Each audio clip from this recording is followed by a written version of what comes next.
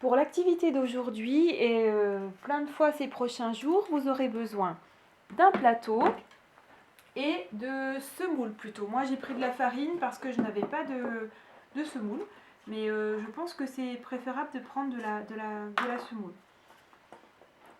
Vous allez mettre la semoule ou la farine dans un plateau et vous la garderez tout le temps la même. Il ne faut pas la jeter, il faut la garder pour toutes les fois où vous en aurez besoin. C'est pas la peine de remettre à chaque fois de la nouvelle. Vous remettez la même que vous mettez soit dans une boîte ou dans un petit tupperware.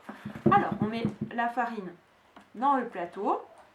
Et après, vous pouvez laisser votre enfant déjà s'amuser, jouer, prendre son doigt et vous verrez, ça fait des formes, des marques, etc. Et pour remettre, hop, on secoue un petit peu le plateau. Alors ça, c'est la première manipulation.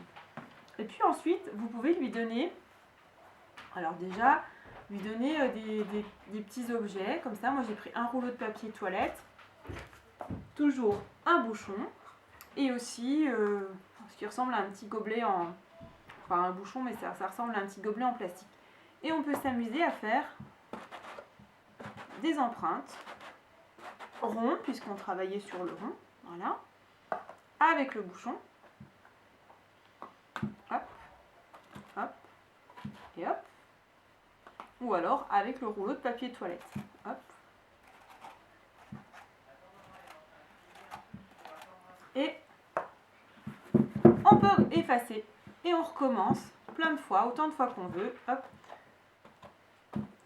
Alors, avec la farine, c'est plus facile. Si vous utilisez de la farine, on peut aussi s'amuser à étaler. Voilà. Et comme ça, les empreintes, on les voit mieux. Et quand on a fini, hop, on remet.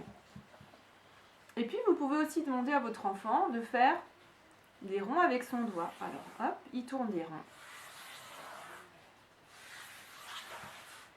Et quand c'est fini, on recommence.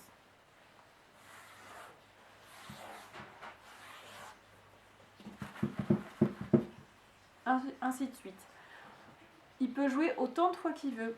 En classe, on a l'habitude de manipuler de la semoule, on n'a pas encore manipulé de farine, mais il faut que la règle soit très très claire. On reste toujours au-dessus du plateau. Et si d'aventure, ce qui risque d'arriver, il y en a un petit peu partout, vous allez voir, votre enfant il sera très content de nettoyer tout seul. Si vous lui donnez une petite pelle, une petite balayette ou un petit sopalin mouillé pour essuyer, il sera très content.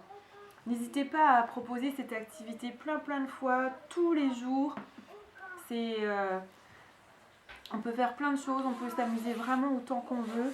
Et c'est vraiment une activité qui ne demande pas beaucoup de matériel et qui peut vraiment plaire aux enfants.